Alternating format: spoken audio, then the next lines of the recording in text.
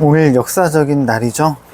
이재명 대통령님께서 트럼프 대통령님과 한미 정상회담을 했습니다.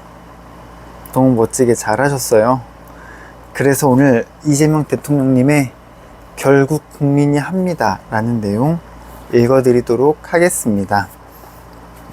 비상계엄 선포라는 그 긴박한 상황에서 어떻게 라이브 방송을 할 생각을 하셨나요? 휴대폰 화면을 터치할 때 손이 떨리진 않았나요? 악몽 같았던 12월 3일 밤이 지나간 후 나는 종종 이런 질문을 받곤 한다. 어떤 기자는 이렇게 물었다. 그날 라이브 방송을 보면 마치 비상계엄 대응을 미리 준비한 것처럼 꼭 해야 할 것들을 말하던데 경향이 없었을 그때 어떻게 그럴 수 있었나요? 되돌아보면 나는 그날 유튜브 생중계를 시작할 때 차분했다. 휴대폰 화면을 터치할 때도 손이 떨리지 않았다. 나는 큰 위기가 닥칠 때 차분해지려고 노력한다.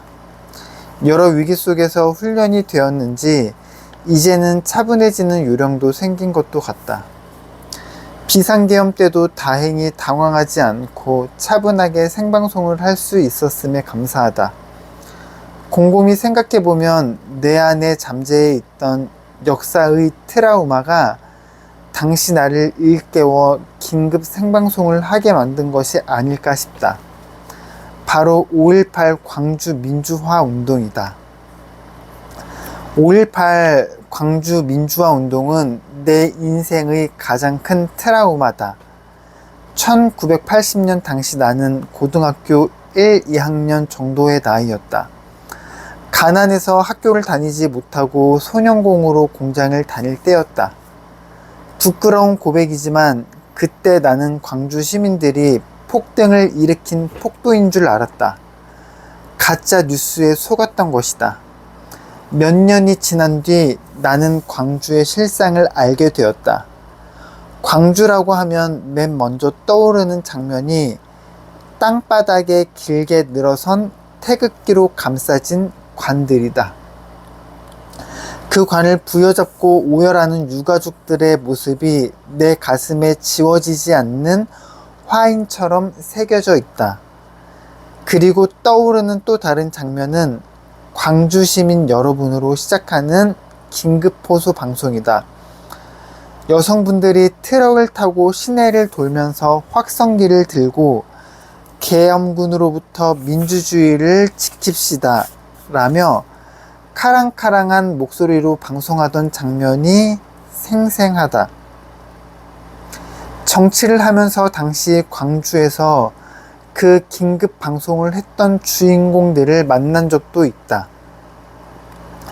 계엄군에 의해 저격을 당할 수도 있는데 죽기를 각오하고 시민들에게 당시 광주의 상황을 알린 용감한 분들이다.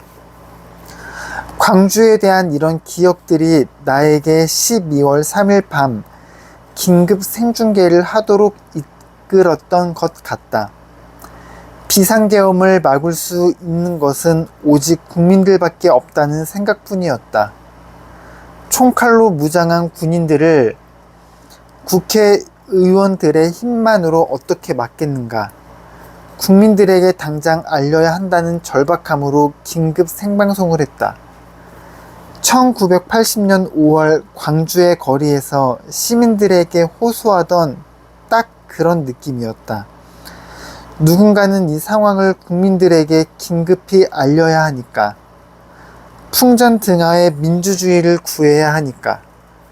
또한 라이브 방송을 하고 있어야 내가 체포되더라도 국민들이 내가 잡혀가는 장면을 볼 수 있지 않겠는가? 나중에 당시 상황들이 하나하나 드러나는 걸 보니 만약 그때 잡혔더라면 내란 세력이 계획한 체포조 시나리오가 그대로 시행되었더라면 나는 진짜 죽을 수도 있었겠다는 생각이 든다.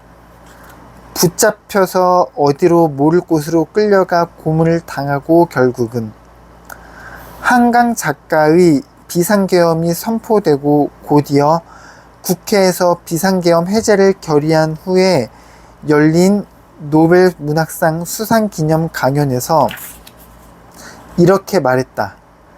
현재가 과거를 도울 수 있는가?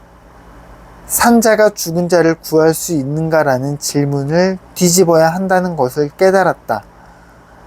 과거가 현재를 도울 수 있는가? 죽은 자가 산자를 도울 수 있는가라고.